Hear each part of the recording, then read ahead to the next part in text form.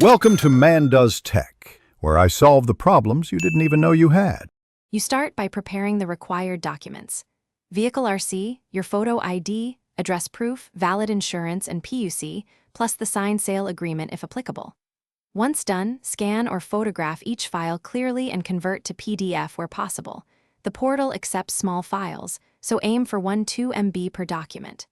Next, log in to the State Transport Online portal with your credentials or create an account. This step prevents delays and ensures the application moves smoothly into the verification stage. Now, complete the online application form.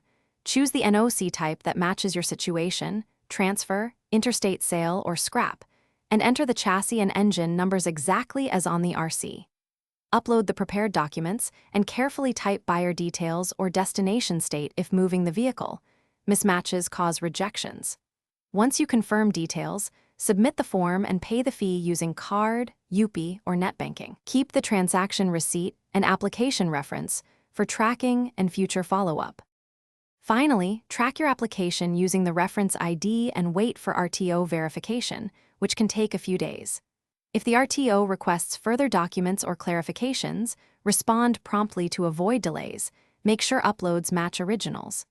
Once approved, download the signed NOC PDF and print a copy for the buyer or new registration office.